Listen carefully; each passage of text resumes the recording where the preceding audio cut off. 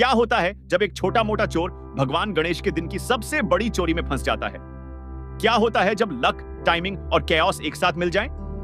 आज मैं आपको सुनाने जा रहा हूं एक ऐसे शख्स की कहानी जिसकी किस्मत ने उसे एक रात में हीरो से विलन और विलन से हीरो बना दिया।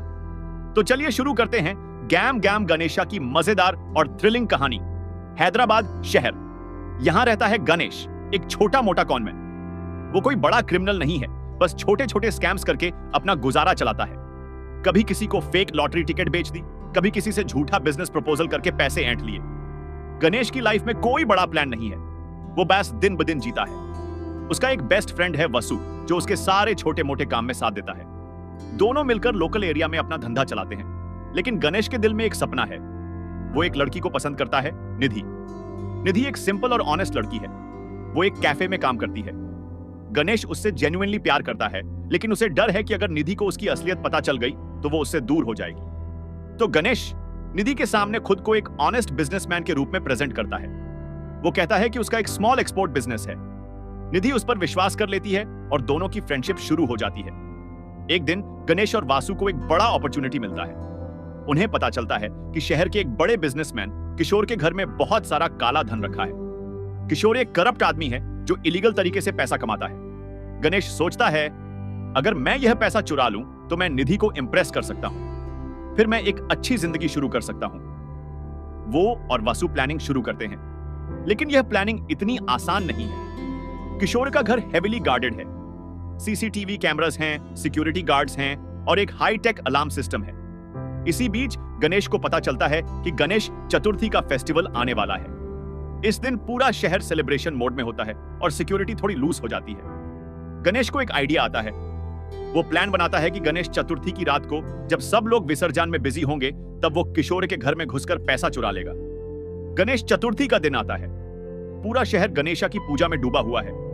ढोल नगाड़े बज रहे हैं, लोग नाच रहे हैं, हर तरफ खुशी का माहौल है। गणेश और वासु अपनी तैयारी करते हैं। शाम को वो किशोर के घर के पास पहुंचते हैं। सिक्योरिटी गार्ड्स थोड़े केयरलेस हैं क्योंकि बाहर सेलिब्रेशन चल रहा है। गणेश और वासु स्मार्टली घर में घुस जाते हैं। वो धीरे धीरे अंदर बढ़ते हैं। सीसीटीवी कैमरा से बचते हुए वो उस रूम तक पहुंचते हैं जहां पैसा रखा है। लेकिन यहां उन्हें एक प्रॉब्लम आती है। पैसा एक हाई सिक्योरिटी लॉकर में बंद है, कोड लॉक है। गणेश ट्राई करता है कुछ कॉम्बिनेशंस, लेकिन कुछ काम नहीं करता। तभी अचानक घर की बत्तियां चली जाती हैं। पूरा एरिया में पावर कट हो जाता है। गणेश और वासु घबरा जाते हैं, लेकिन फिर उन्हें रियलाइज होता है कि यह पावर कट उनके लिए एक एडवांटेज है। डार्कनेस में सिक्योरिटी सिस्टम भी डाउन हो जाता है। अलार्म काम नहीं कर रहा। गणेश इस अपॉर्चुनिटी का फायदा उठाता है। वो फोर्सफुली लॉकर को तोड़ देता है। लॉकर खुलता है और अंदर से बैग्स भरे हुए कैश निकलते हैं, करोड़ों रुपए। गणेश और वासु की आंखें चमक जाती हैं। उन्होंने कभी इतना पैसा एक साथ नहीं देखा था। वो जल्दी जल्दी बैग्स उठाते हैं और बाहर निकलने की कोशिश करते हैं, लेकिन तभी अचानक बत्तियां आ जाती हैं। सिक्योरिटी गार्ड्स को सस्पिशियस साउंड सुनाई देती है। वो उस रूम की तरफ भागते हैं।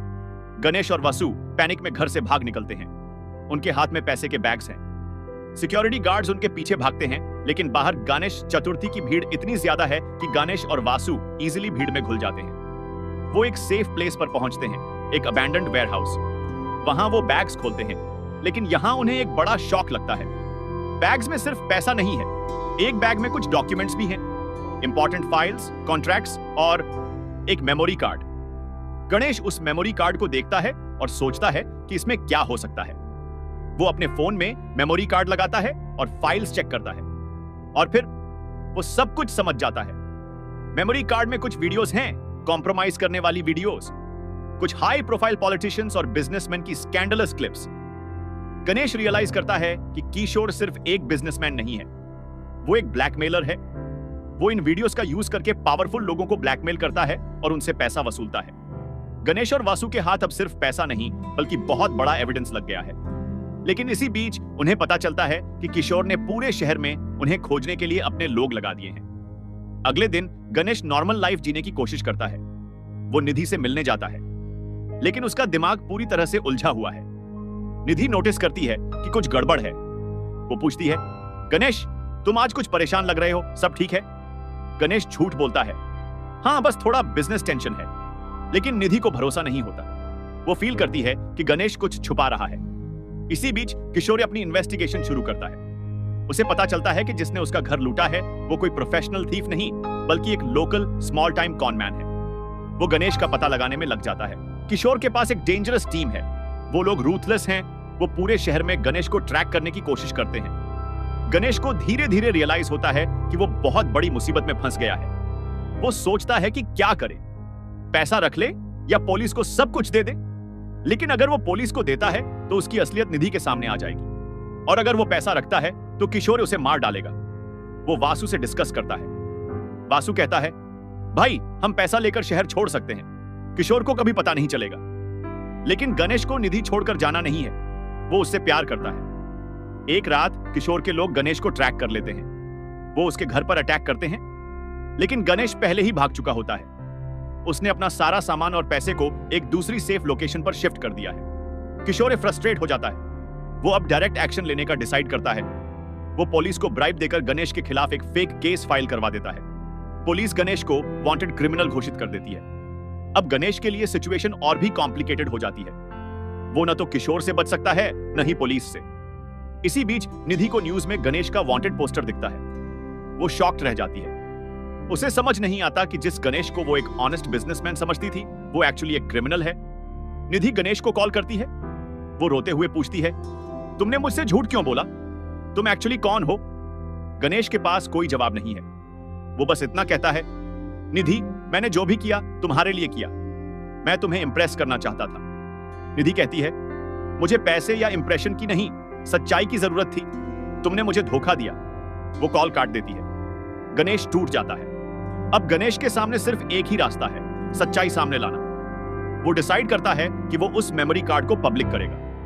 वो उन सभी पॉलिटिशियंस और बिजनेसमैन की स्कैंडल को एक्सपोज करेगा जिन्हें किशोर ब्लैकमेल कर रहा था। गणेश एक लोकल न्यूज रिपोर्टर से कांटेक्ट करता है। वो उसे पूरी स्टोरी बताता है और मेमोरी कार्ड की कॉपीज देता है। अगले दिन सारी न्यूज चैनल्स पर वो वीडियोस वायरल हो जाती हैं। पूरे शहर में टहलका मच जाता है। पॉलिटिशियंस, बिजनेसमैन सब एक्सपोज्ड हो जाते हैं। किशोर का पूरा ब्लैकमेल नेटवर्क सामने आ जाता है। पुलिस को अब सच्चाई का पता चलता है।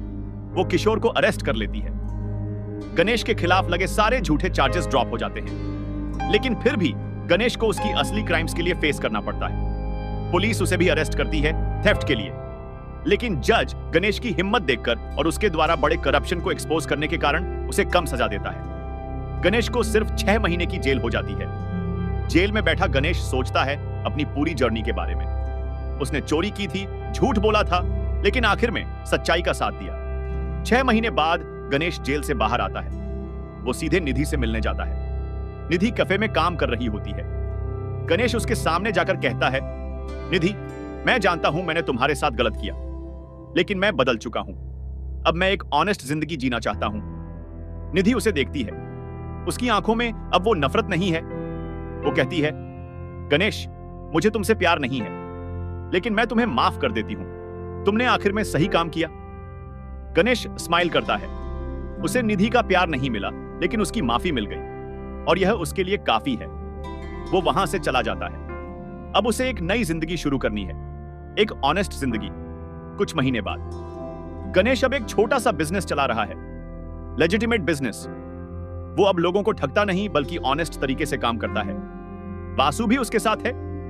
दोनों मिलकर धीरे धीरे अपनी जिंदगी को ट्रैक पर ला रहे हैं। एक दिन गणेश को एक सरप्राइज मिलता है। निधि उसकी शॉप पर आती है। वो कहती है, गणेश मैंने सुना है तुम अब सच में बदल गए हो। मैं देखना चाहती थी। गणेश खुश होता है। वो कहता है, हाँ निधि, मैं वो गलती दोबारा नहीं करूंगा। निधि स्माइल करती है। वो कहती है, चलो एक कप कॉफी पीते हैं, फ्रेंड्स की तरह। गणेश की आंखों में उम्मीद की एक किरण दिखती है। शायद एक नई शुरुआत हो सकती है। वो दोनों एक कैफे में बैठते हैं, कॉफी पीते हैं, नॉर्मल बातें करते हैं। कोई झूठ नहीं, कोई ड्रामा नहीं, बस सच्चाई। और इस तरह गणेश की जर्नी कंप्लीट होती है। एक कॉनमैन से एक ऑनेस्ट आदमी तक का सफर। एक ऐसा सफर जिसमें उसने बहुत कुछ खोया, बहुत कुछ सीखा और आखिर में अपना असली सेल्फ पाया। गैम गैम गणेशा की कहानी यहीं खत्म होती है। ये एक कॉमेडी थ्रिलर की कहानी थी जिसमें हंसी भी थी, टेंशन भी था और एक इंपॉर्टेंट मैसेज भी। ये फिल्म हमें सिखाती है कि शॉर्टकट्स लेना आसान लगता है, लेकिन सच्चाई ही सबसे अच्छा रास्ता है। गणेश ने पैसे के लिए गलत रास्ता चुना, लेकिन जब उसे मौका मिला उसने सही काम किया। भगवान गणेशा को शुरुआत और ऑब्स्टिकल्स को हटाने वाला माना जाता है, और इस फिल्म में भी गणेश चतुर्थी के दिन ही गणेश की पूरी जिंदगी बदल गई। उसकी सारी बुराइयां धुल गईं और उसे एक नया रास्ता मिल गया। तो यह थी गम गम गणेश की पूरी मजेदार कहानी। एक ऐसी कहानी जो एंटरटेन भी करती है और सोचने पर मजबूर भी करती है।